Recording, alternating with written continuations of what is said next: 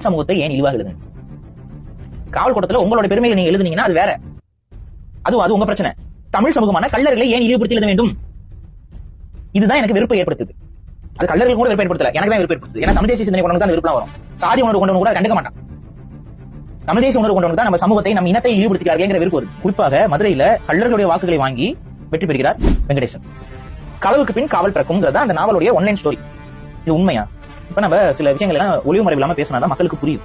ஒளிவு மறைவு இல்லாம பேசுறேன். அந்த நாவல்ல அவர் சொல்ற கருத்து என்னன்னா, குறிப்பாக கள்ளர்கள், தமிழ் பெருங்குடி மக்கள், இந்த கள்ளர் சமூகம் என்பது போர்க்குடியாக தோன்றியவர்கள். போர் தான் அவர்களுடைய தொழிலாக இருந்தது. ஆணிரைகளை கவர்ந்து வருதல்ங்கிறது அந்த போர்ல அவர்களுடைய மரபு. இந்த இது என்னன்னா, இது திருடுறது இதுவோ கிடையாது. அன்னைக்கு ஒரு நாட்டோட படையெடுத்து போகும்போது அவர்களுடைய ஆணிரைகளை கொண்டு வரணும். ஏன்னா ஒரு நாட்டுடைய செல்வங்கிறது அந்த காலத்துல இப்ப அன்னைக்கு ஒரு நாட்டோட ஒரு அரசுடைய செல்வம், அந்த நாட்டுடைய பொருளாதாரம்ங்கிறது எதை வைத்து தீர்மானிக்கப்படும்னா மாடுகள் மற்றும் ஆடுகள். இதெல்லாம் அந்த காலத்துல பாத்தீங்கன்னா சொத்து பட்டிகள் சொல்லக்கூடிய பெரும் பட்டிகள் வச்சிருப்பாங்க. இந்த போர் தொடங்கும் பொழுது ஒரு முறையாக அந்த ஆணிரைகளை கவர்ந்து வரும். இந்த ஆணிரை கவர்ந்து சங்க இலக்கியத்திலே ஒரு திணையாக இது போருக்கான மரபாக இருக்கு. அந்த தொழிலை இல்ல அந்த ஒரு விஷயம் செய்யக்கூடிய ஒரு போர் வீரர்கள் தான் இவங்களோட தொழில் சண்டை போடுவது.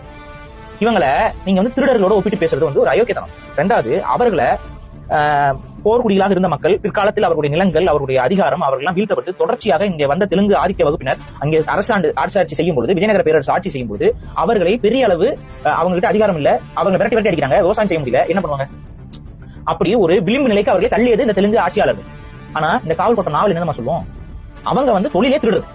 எப்பவுமே அவங்க தொழிலே திருடுறது. இந்த திருடிட்டு இருந்த கூட்டத்தை நாகரிகப்படுத்தினது தெலுங்கர்கள் சொல்லுங்க. இதுதான் நாவல்ல சொல்லக்கூடிய கருத்து. திருடர்கள் இயல்பாகவே இவர்கள் திருடர்கள், இவர்களுக்கு நாங்கள் தான் காவல்ங்கிற ஒரு விஷயத்தை கொண்டு கொடுத்தோம், அது வரைக்கும் இவர்கள் நாகரிகமற்றவர்கள் அப்படின்னு சொல்லி ஒரு ஒட்டுமொத்த சமூகத்தை இழிவு செய்து ஒரு நாவல் வெளியே வந்திருக்கு. அந்த நாவலை எதிர்த்து எந்த விதமான கண்டன குரலும் இதுவரைக்கும் கள்ளர் சமூகத்திலிருந்து எழவில்லை. இவ்வளவு கொடுமையா என்ன தெரியுமா?